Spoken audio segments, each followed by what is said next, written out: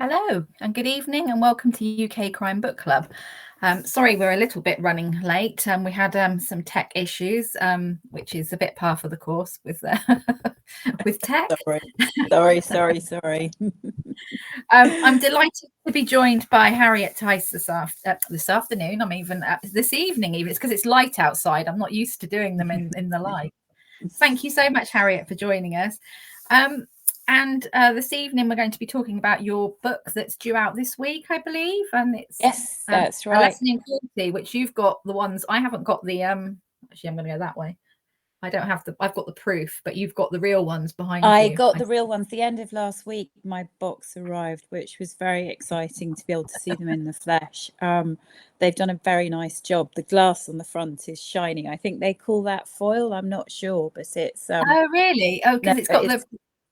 Yeah, actually, I do have it. It's inside. Ta-da. Oh, yeah, no, that's it. So they've got, I think that I don't know, I'm really bad at the technology and the technological sort of description of what it is that we're actually looking at. Sorry, and I've just, put things right. That's a better angle with the book, so that it looks as if I have a professional backdrop. It's all slightly bodged, I have to be honest. But yeah, so it looks as if it's glass if you turn it to the light, that they've got this shiny bit. So I'm very impressed with it. Oh, really? Nice. It looks lovely. Really nice. Looks really nice. So would you like to tell us about it in your own words? I've got lots of questions. I'm sure other people will, but yes. I'm trying to do an introduction that's quite vague, just in the sense that it's it is, well, you've read it now, so you can see why it's a slightly interesting concept. Yeah. I know, when I was writing the questions, I was like, what? Well, that was I wanted to see if I could be a little more unpredictable, and I hope I might have achieved that with this book. Essentially, it's the story of three different women, Anna, Lucy and Marie, who are all living in very disparate circumstances, and we start with Anna's story. Anna is having her last night in prison after an extended, a sort of a couple of years inside, for an offence that we find out about a bit later into the book. And she's about to be released, and she is in a cell for her last night when another woman is brought in. And what happens next kind of kicks the whole story off. And I think that the question, I suppose, that I'd like the reader to have is essentially what on earth is going on, and how are these all going to fit together? Because what I have done my best with the plotting is to try and ensure that there's a point when you go, that's what's going on. But I'd really like it if people don't manage to guess it too early. That was the little challenge I set myself. So, well, we'll see, won't we, when I start to get feedback. But did you manage to work out what was happening? Not for a long time. Not really, actually. I think if I'm completely honest, I was probably 3/4 of the way through and I was thinking, what? And I was thinking, well, we've just lost Harriet for a minute, so hopefully she will pop back up again in a minute.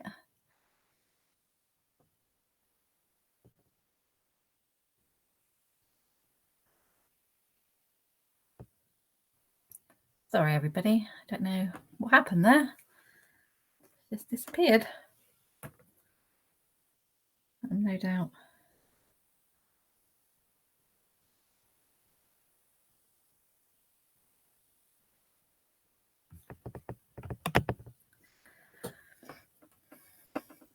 And she's back, so we'll just be. Oh, we're back. She's back. Sorry about that. I don't know what happened there. Nothing. I didn't touch anything. I didn't touch anything at all, and suddenly I disappeared. I'm really sorry. No, you did. You just went boom. Right, I'm not. I don't think I touched anything either, so I don't know what happened there. But not covering myself with technological glory here. I do apologise, everyone. Yeah. So yes, so no, I didn't. I think I was quite a way through it when I started to think. Well, I sort of knew. I thought, well, they've got to be connected somehow, Mhm, and mhm. at some point, this is. And I was thinking, I was thinking, well, they've got to make sense soon. You know, they've got to sort of start clicking together. And I was thinking, your head reminded me a bit of mine. I've always got like about 10 things going on at once in my head. And I was thinking, oh well, maybe this is like my head. But I was really, so when you started to write it, did you not, you said you wanted to challenge yourself, but did you know the direction it was going to go, or did it surprise you? It surprised me. I mean, it started with, as you might have read in the acknowledgements, that the two ideas that came together was that I had thought I wasn't going to write something that was law connected, but I had started to think, well, no, maybe I should. And then my editor sent a list of ideas that he had been thinking about. It was a bit like the monkey tennis scene in Alan Partridge, you know, when they're just throwing terrible ideas to each other. But Yeah. he came up with the line Shawshank Redemption, but women. And Yeah. even though, I mean, this is nothing like Shawshank Redemption at all. No. There was something about that planted a seed, because I'd been thinking law, he said that, and then this image came to me of a woman in a cell. And I mean, to begin with, it was a completely different direction, but then I just wrote her. And as I was writing her, suddenly the idea of Lucy, the second character, she's a postgraduate student who's about to do an MSc in criminology. And she came into my mind. And I thought, well, I don't know why, but you're going to have something to do with this. And Yeah. then the third strand, which is Marie, and that's in a slightly more surreal kind of setting, that it doesn't really totally make sense. You know, it doesn't necessarily feel very real. It's slightly otherworldly. At least it did. That's how it felt to me when I was writing it. And basically, whenever I got bored with one strand, I kind of switched over to the next strand. I mean, what I will say is that this took a phenomenal amount of editing, and my editor did an extraordinary job in being able to see through what had been a slightly fevered draft. You know, I just sort of sat there and it came out from start to finish. And then I was able to say, oh, that's what I mean. That's what I'm getting at. And Yeah. and then he managed to see what it was I was meaning. And through the edits, it went through three very, very rigorous structural edits before we then came onto the line edits and actually trying to make sense of it on a more sort of micro level. But I think it works. I think it works when it comes together. I'm sorry, I should sound more confident than that. No, it definitely does. It definitely does. And I think I wrote my review yesterday and I said unpredictable. I think it's that is a really good, you know, just because you just don't know where it's going. And you sort of have, you know, when you're reading, you sort of think, don't you, oh, is this person going to be to do with that person? You know, is this but actually there isn't really anything. Well, there's a few bits. It's really difficult, like we were saying about you don't want to give too much away, but there are a few bits. So prison was obviously a Yeah, strand that I thought maybe yeah. was connected. But yeah, but not, there was nothing particular that I thought they must be here for a reason. They are here for a reason. I So think all just of it's justified. I think that I have followed the rule of Chekhov's rifle, that everything, you know, that all the guns go off by the end.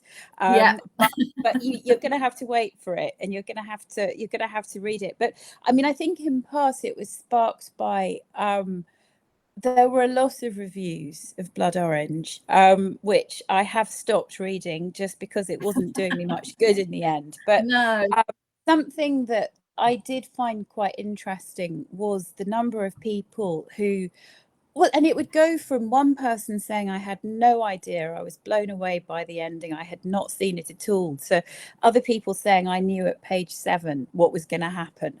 And you just think, really, did you? Was that a guess? Yeah. I don't know. And but sometimes, though, sometimes you can guess the I think, direction. And yeah, I it think does, it's because, you know, we do know what the tropes of the genre are, and, you know, with domestic noir there's generally, you know, that whole sort of, it's always the husband, you know, but is it? yeah. And it was an interesting experiment to play with a different kind of structure, and to play with having different narration, because all of my 3 other books were all written first person, and so there was really only one character narrating throughout. Yeah. And so for this to have these 3 different people and to be playing with that jigsaw was definitely very interesting to do. And I mean, I hope it lends itself to a more well, not necessarily a more interesting read, but a different read, and one where, you know, you are just waiting to see what happens, rather than playing that sort of guessing game that we all like to play with the author. But I don't know, we'll have to see. I really liked it because it was it wasn't like anything I'd read.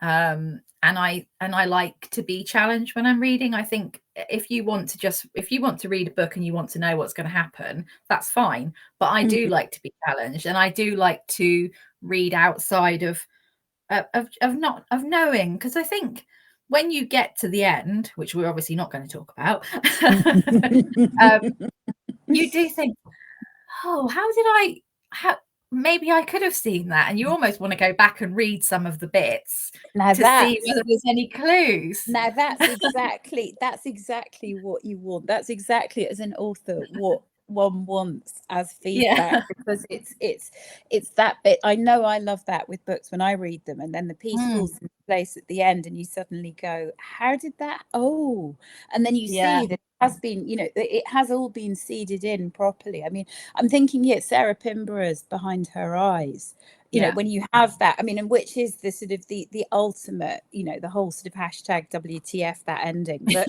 when you get there and you read it, and then you go back and you can see it's all planted in, Yeah. absolutely beautifully. And it's so satisfying. And I mean, while this is obviously not that kind of ending, it's still, yeah, it was fun, you know, it was fun to do it, and it was nice to sort of switch things up a bit, and to play with form a little bit more. Got quite a few people watching this evening. We've got Laura saying that she's just read the blurb on fantastic fiction and she's very intrigued. Also, somebody, I can't see your name because I can't always see everybody's names, but I haven't read one of your books yet. Which is the best one to start with? Oh, well, I mean, they're all not connected, so it doesn't matter in some respects at all. I mean, I think that Blood Orange is the one that most has been read the most of any of my books, and I think that is, as a sort of a starting point introduction, you kind of get that's what you're going to get with a Harriet Tyce book.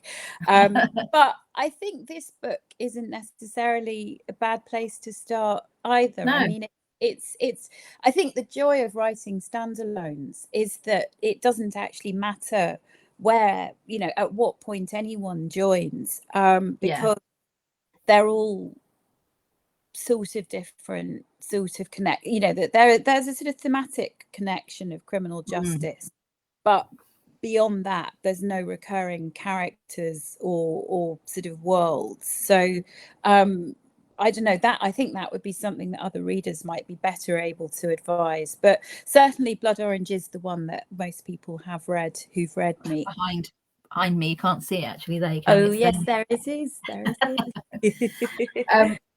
So I was interested. So the characters. So obviously we've got the sort of the main 3 women, but then there's other characters that are sort of linked to those, you know, quite intrinsically linked, really. How did they sort of come about, you know, when you shaped them? Who was the most challenging to write?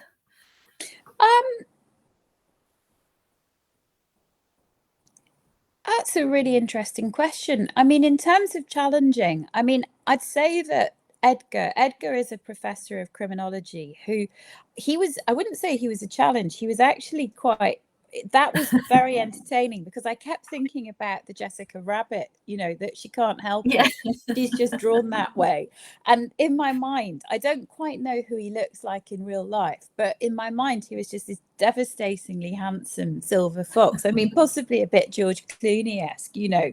You Oh, just really? would. See, I didn't Well, have him like that at all. oh no, I just meaning, you know, your fit older man of choice, Yeah. basically, not to objectify, but just as a um that someone who was not just very charismatic, but also, you know, that you could quite understand why anyone would have a crush on him. Yeah. And so that was quite entertaining. I mean, there was a challenge in not having him two-dimensional. I mean, I don't know if that was entirely came off because he was so Jessica Rabbit, but male in my head. Yeah. I mean that Marie's I can't think of quite the word to say. I mean, because I'm not sure that friend is quite right, or partner, but Marie is with someone called Janice, and Janice, again, trying not to make Janice too much of a well, not quite stereotype, but too much of a sort of an unreal character. I mean, I had to keep toning myself down really because I think I was having too much fun. It all just went off in this slightly gothic direction. But I'd say that those are the two most supporting characters, really, that come to mind. Yeah. They were really, both of them were really interesting. And I think Edgar, obviously, as well, you know more about Edgar, don't you? Because of things that happen along the way. It's probably one of the hardest I'm things. so sorry. It's not very good, is it? Well, it is, because I think it's really intriguing. I mean, I've read it, and so I know, and I know that I was talking to another friend of mine, Vicky, who's another blogger friend, last night, and I knew that she'd read it, and I was like, I need to talk to somebody about it. Because it is one of those books that you need to talk to somebody about afterwards, not in like a, you know, that you need counselling or anything sort of way, but what just happened there, you know, yeah, like you said, a WTF moment. You're like, okay.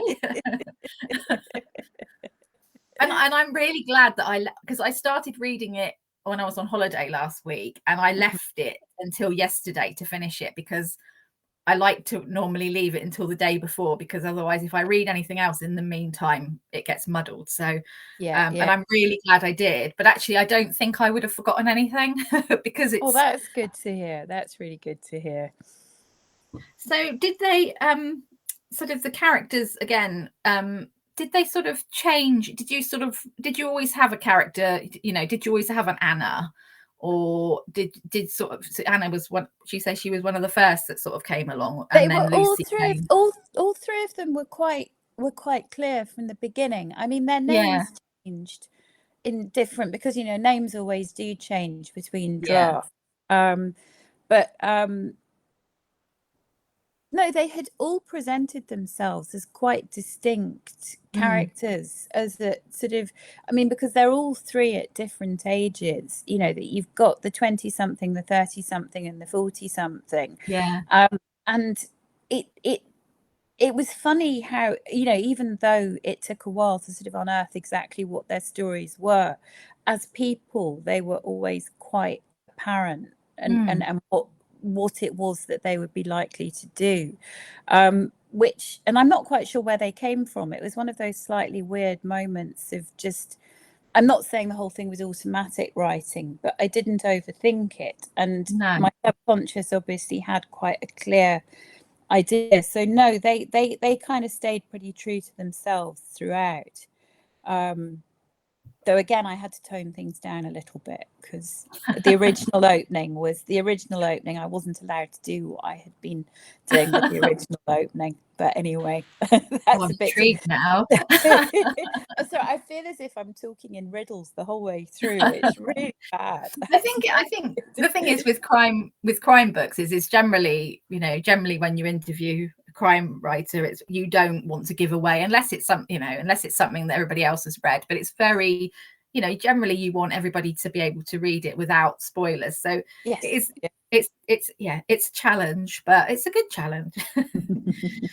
Did you in your previous your previous life was as a barrister, and so you came out, so were you still working as a barrister when you wrote Blood Orange, or were you I you stopped because I gave up the bar after I had children, because I was the primary carer for the kids, and it's not a job that you can do on a part-time basis.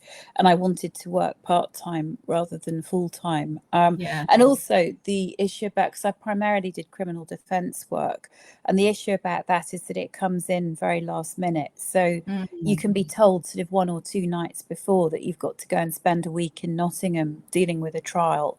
And that's fine if you don't have other responsibilities, but I just couldn't do it. And also I'd be earning way less than the childcare would have cost, even at that point. That was like 20 years ago. So I stopped, and for a few years I have to say, pretty frustrated, because I had been doing that as a career, and then I was sort of being a stay-at-home mum, which is, it is a very rewarding thing to do in many ways, but it is also it's not necessarily very high adrenaline. And I'd sort of gone from sort of trekking across the courts of the southeast, with people yelling at me and dealing with quite a lot of crime, to going along to music groups and sort of TikTok and singing bills on the bus and doing the washing. And it was a bit of a strange transition. And I mean, I'm sure there are many of us who've gone through that. But when I started writing, though, and I just started doing an evening course as a hobby, that it was brilliant to start to have something back for me. I mean, I still can't quite believe that I managed to turn it into a full second career. But and what's also been amazing about it is that it was, as I say, very frustrating. And I had felt for a long time that it had just been such a waste.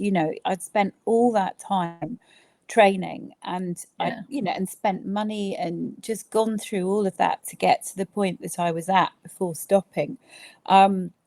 And the fact that I've managed to repurpose it and have been able to use all that material for this job now is, it feels as if nothing's been wasted, and that it's all sort of come round in a full circle way that is really quite it's I've been very, very lucky with that.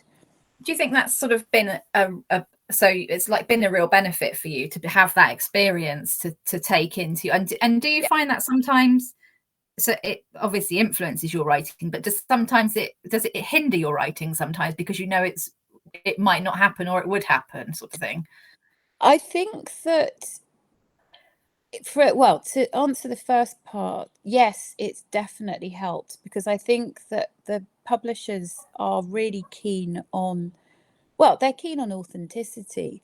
And so and it's no doubt that people can research and write things without ever having done that job. And of course it's not necessary. But if you have a forensic pathologist writing a book about being a forensic pathologist, there's no getting away from the fact that that's going to be quite easy to sell, because said forensic pathologist is going to be able to talk about that job, with complete and utter knowledge and lived experience. And so I think that from that point of view, being a barrister, a former barrister, writing about being a barrister was it wasn't, it was a pretty straightforward pitch. In terms of it being an issue, I do get kind of panicked about the fact that, I mean, I stopped working as a barrister a very long time ago, and my experience also was never, I was not, you know, a massively senior trial barrister or anything.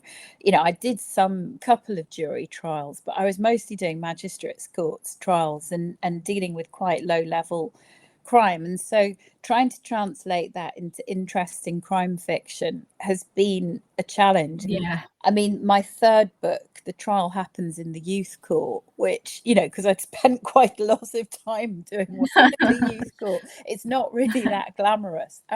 So I think that if I were to continue to rely purely on my own experience, that would be a restriction. But I think the thing that I'm most proud of about A Lesson in Cruelty is that for the first time, I actually feel that I've got out of my own way as an author, and that because the first three, I mean, for a start, they're all first person female criminal barristers doing different things in different kinds of lives. But, you know, that's all quite me adjacent, and they're not autobiographical, but of course quite a lot of me has gone into it. Whereas with this book, it's completely, for a start, there's no barristers in there. I remember one review I read, there was an exchange of, God, will she stop using the word chambers? I can't read that word chambers. Every single book she's got the word chambers in there. And I thought, oh yeah, I do that, don't I? I really need to stop doing that. So I think this is the first book I've written that doesn't use the word chambers. I really hope. I don't think I saw it in there. I don't think I did see it. Exactly. So, well, that's a very good thing. That's a very positive thing. Because that's the thing, isn't it? I mean, they always say write what you know as well. So, I mean, obviously, and like you say, it's part of you. So that's obviously going to come out in some way. So, and also, I think that's a positive, isn't it? Really, I don't think it can ever be a negative. I don't think it's a negative. I mean, I think that for me, I can't write something unless I've got some sort of gut belief in it that it's got some sort of truth to do with, I mean, I'm going to say to do with me, but not, as I say, in an autobiographical way. I don't even necessarily realize what it is until later on often. But I mean, with this book, I did work out at the end that because I gave up drinking a couple of years ago, which has actually been quite a big decision for me, and it's been a big change. And this book is definitely, a friend of mine described it as Tyce the Prohibition years. And I think that you know, just from the fact that it starts with someone coming out of prison, that I think the symbolism's a little bit heavier handed than, you know, it's more on the nose than I had realized that it was. But I think it was also slightly prompted that before this book, I had spent quite a long time planning something else, which was not law related. That was why I decided I needed to swing back to law.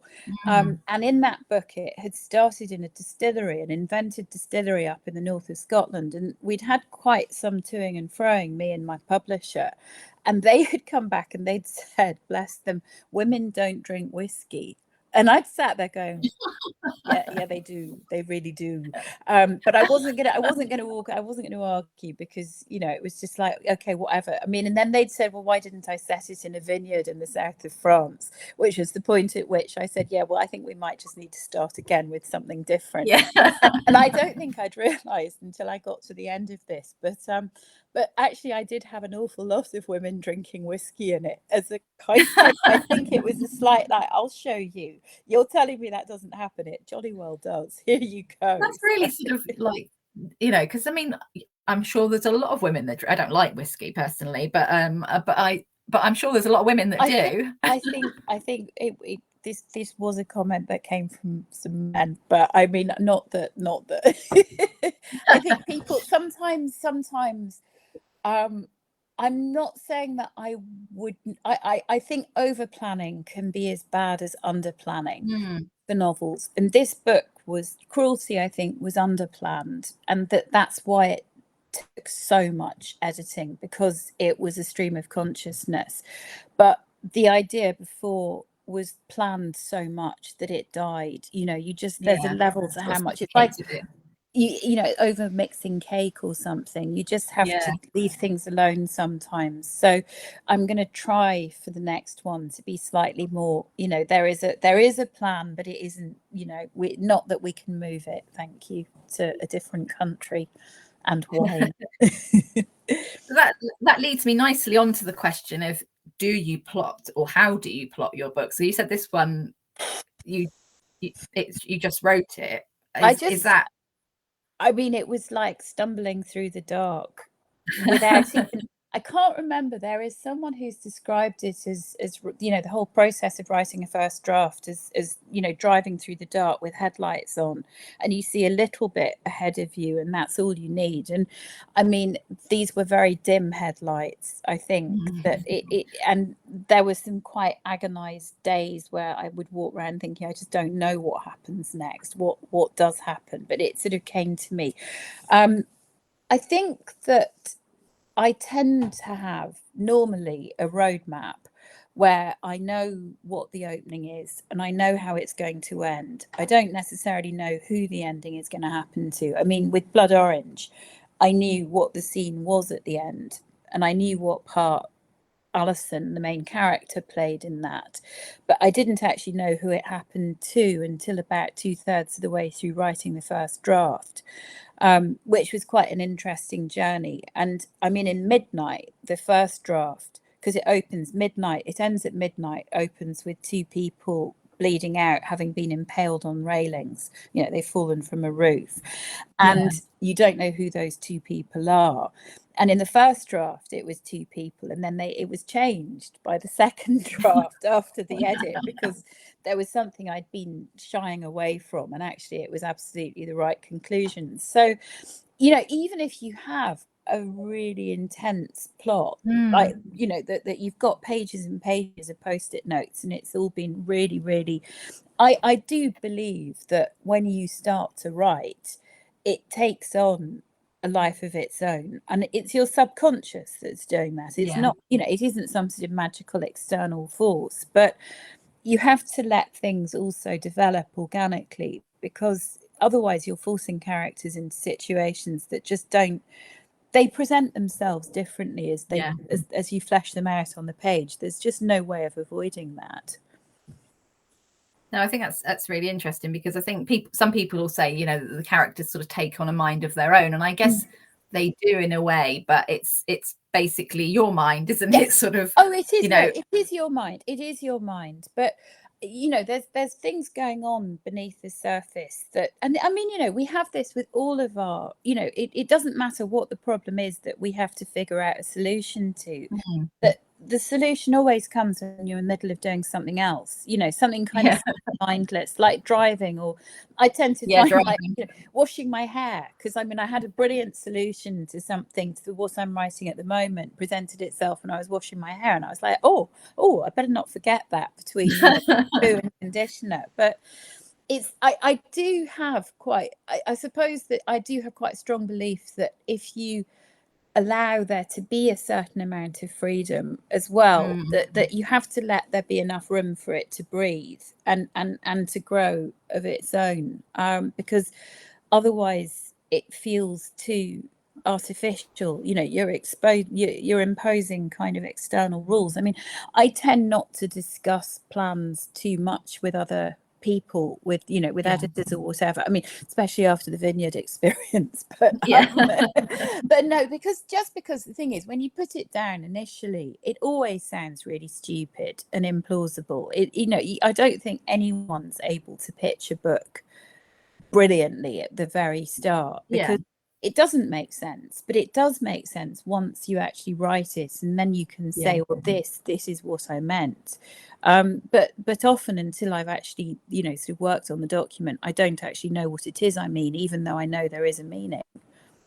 Because we talked about at the beginning, you said about how you wrote it, and then you sort of, the editing process was was a big part of this book, and it's, the book is split into parts, isn't it? So did that get put together back like a jigsaw afterwards, sort of thing, or did you sort of have an idea of where it was going? I did want it to be as it is, which is that there are longer sections to begin with, and Yeah. then it starts to split up. I mean, if you think about the structure of a lot of psychological thrillers, they have chapters, you know, which are headed by the name of the character who's narrating Yeah. it, and that you switch almost from chapter to chapter, from, you know, A to B to C, and then it builds up that way.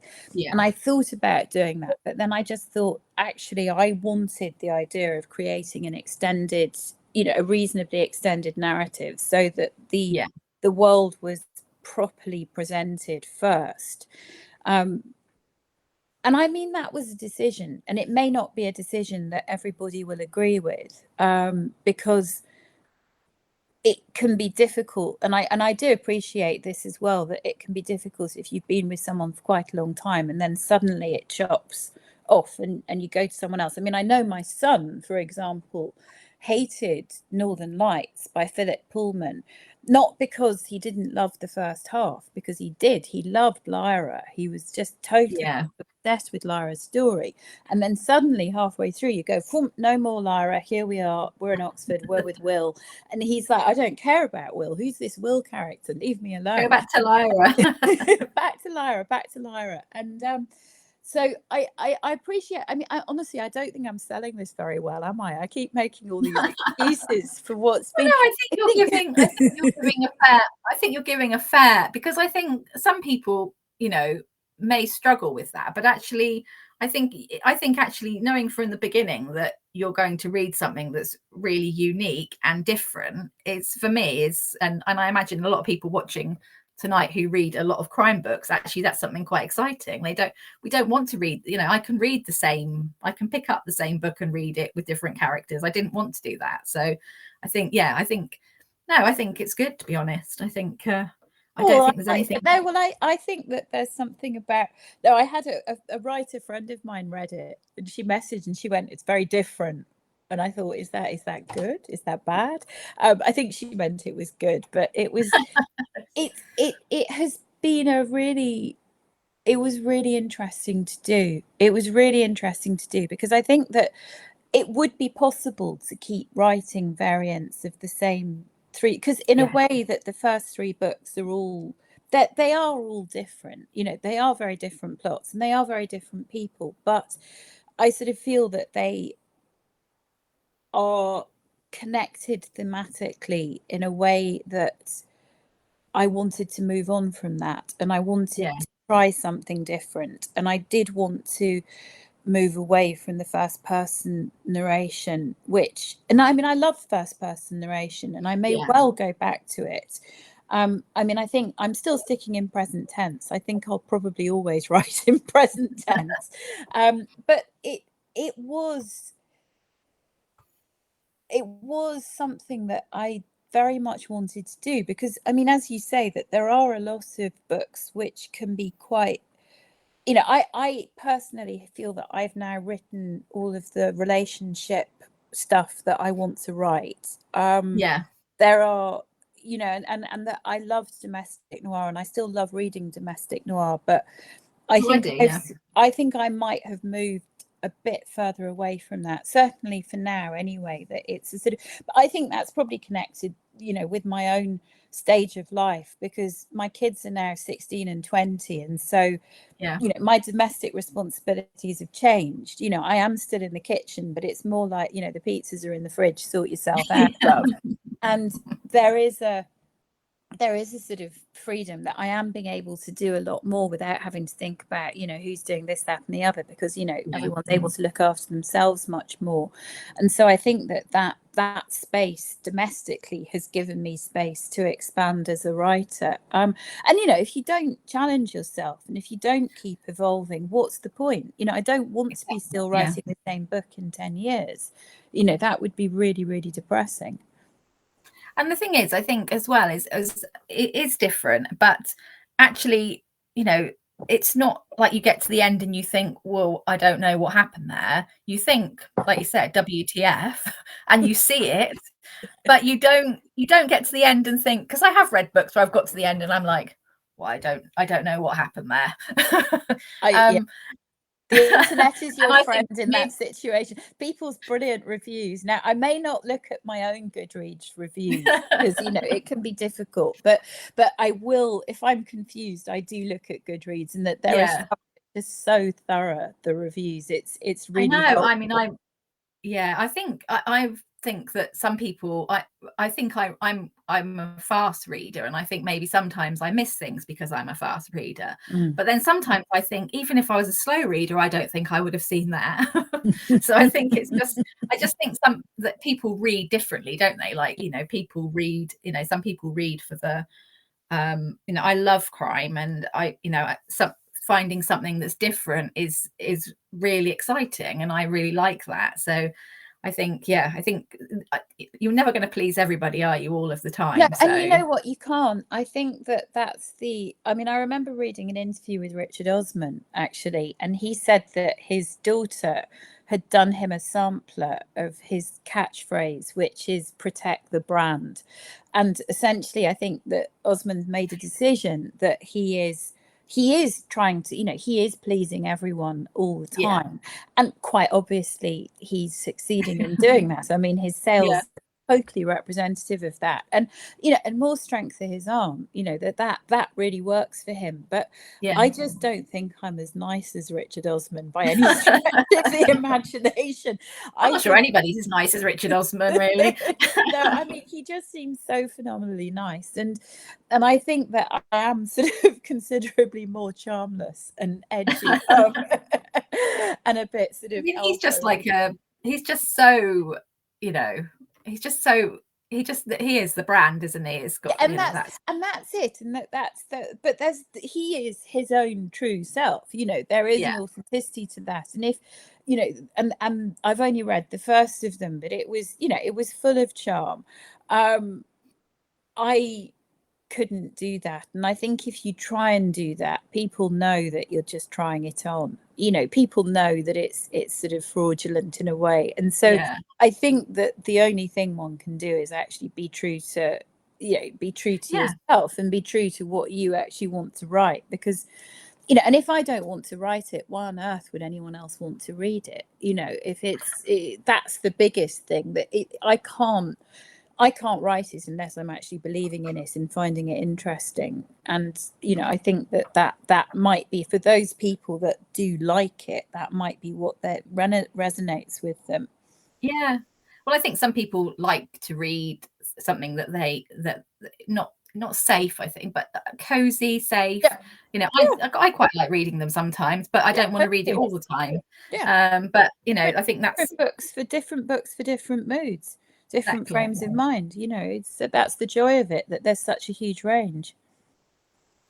So I'm just looking at the time, and I've got loads of questions to ask still, so we're gonna have to start rattling through them a bit quicker. So it's really difficult to word this question, but the ending is shocking, and we can't give too much away about it, but how did that sort of come about? Because I didn't see it coming, and it's obviously, was that something, did you know quite quickly? I guess that's probably the easiest way to saying is, did you know quite quickly that it was going to end the way it did, or did that come through editing? Or I think that the very, very end was at a later edit, when it became every time I've written things that it's been a kind of last minute present from the universe, that I've suddenly gone, oh, that's it. But I will say that, you know, through the darkness, the kind of the story had emerged from, you know, when I did start, as soon as I had all three of them, I knew more or less where it was going to end up, if not exactly how I'd get there. And, you know, and it took some effort to get there, but it sort of materialized quite solidly. Well, everybody who's watching will you'll have to read it if you haven't read it, because now you need to know what the ending is. Laura's saying, whiskey in a mug to get through cooking Christmas dinner with an unexpected guest. Hell yes. Yeah, absolutely. Oh yes.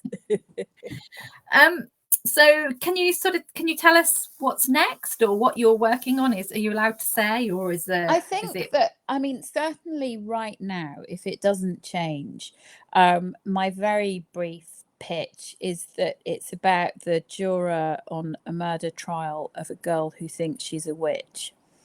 And Oh, that's sort of all I want to say that about sounds it right interesting. now. But I think that it's I'm trying something a bit different again. Not too different, but it is going to No. be a legal thriller. There is going to be a trial from the beginning to an end. But I think it's going to be quite fun to write. I have got a better plan for that than I did for this. So I'm hoping that it's going to be a slightly more straightforward process. Do you feel more pressure now than you did when you wrote Blood Orange? Is it because actually you said about you're trying something different, so I guess in some ways you've got more freedom because you are published, but do you sort of feel more obligated because you've got people who are going to pick up your books and buy them now? I think I'm getting better at dealing with it. I found that really hard after Blood Orange, writing the second Yeah. that, because it was, yeah, that was really difficult. That was really difficult actually doing the second book.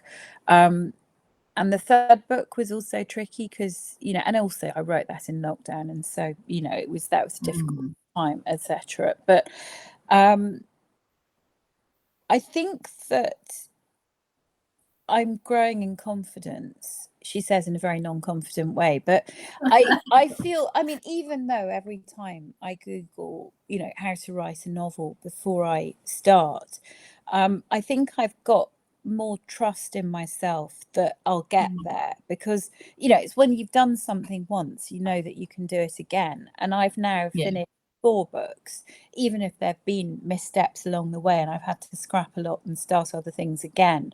I have got 4 books now that I'm proud of, and that feels like I mean, to say it's a body of work is a little, putting it slightly high. I'm hardly I did, know. To be honest, but you've written 4 more than me. but 4 books feels like a sort of a solid. You know what? Yeah, it's not. I'm Yeah. not just a one-trick pony. I'm a 4-trick pony, and that in itself helps a great deal. That Yeah.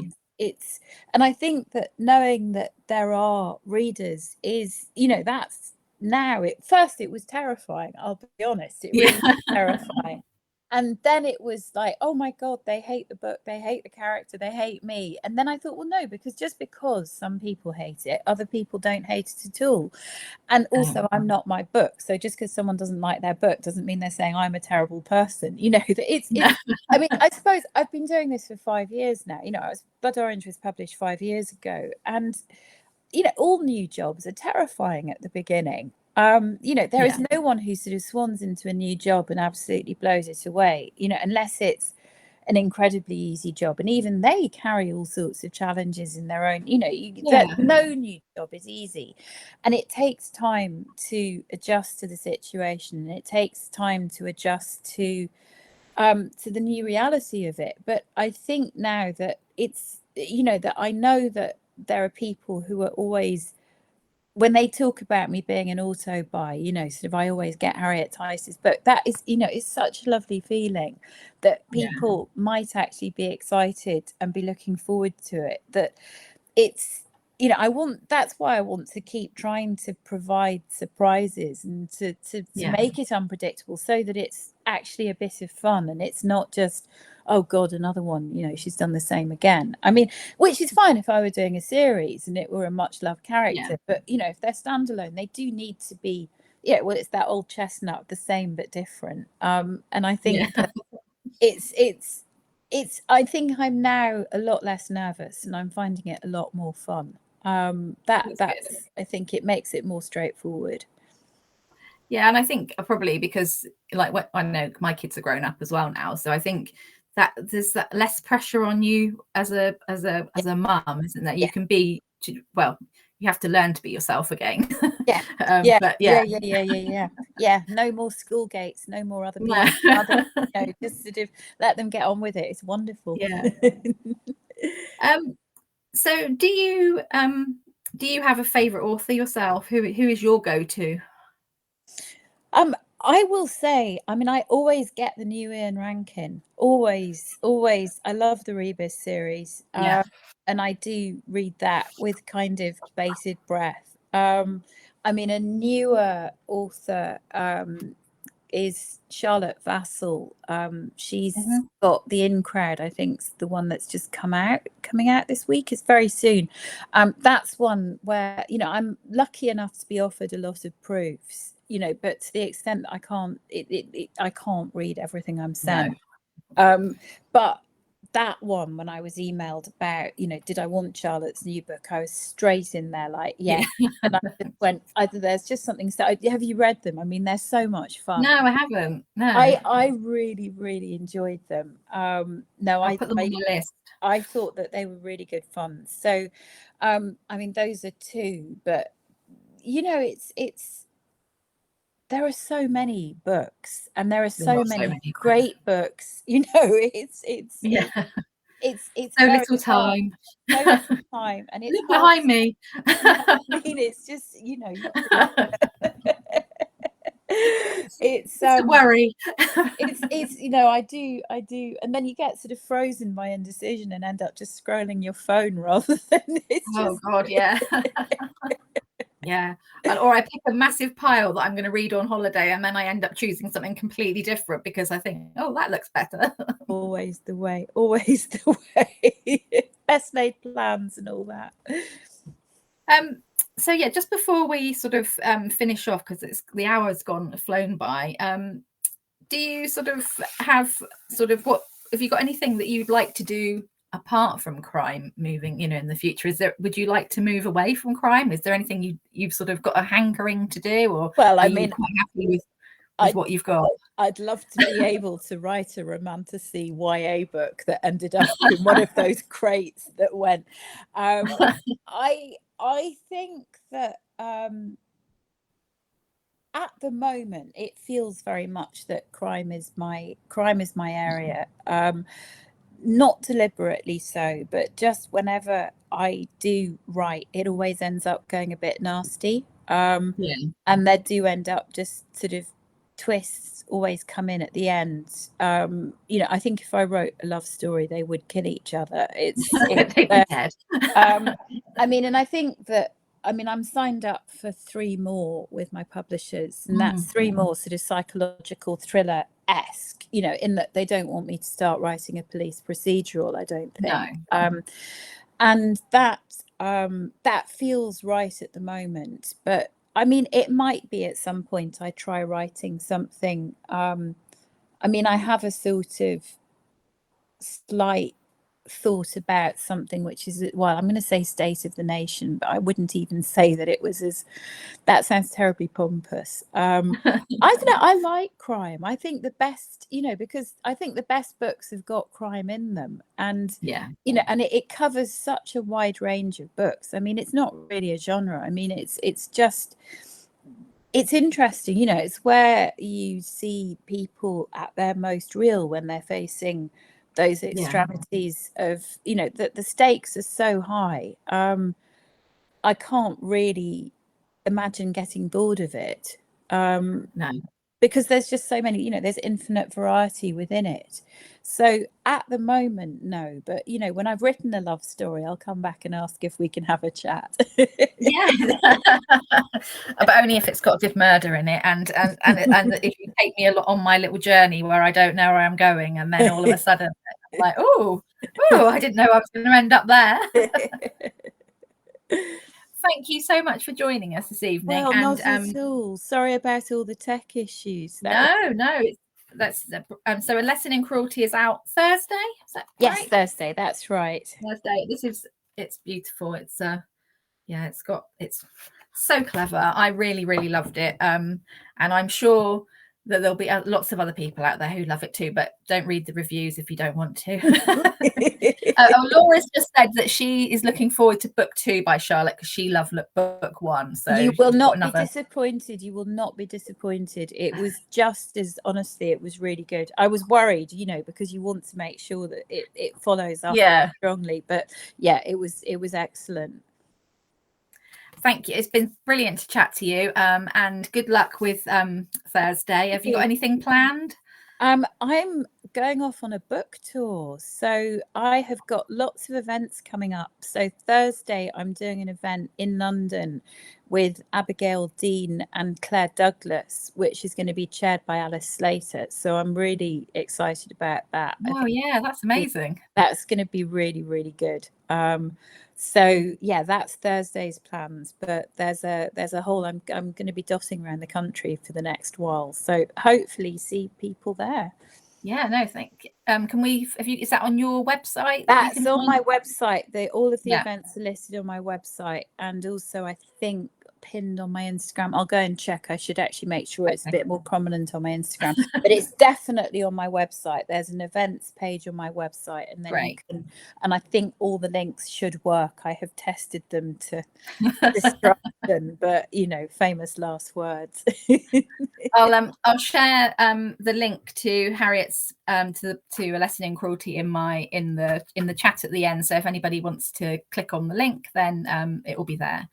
Brilliant. Thanks again for joining us. Good luck with everything. Thank you to everybody else for joining us, and we'll see you again soon. Thanks very much. Thank you for having me. Okay, no problem. Thank you. Bye-bye.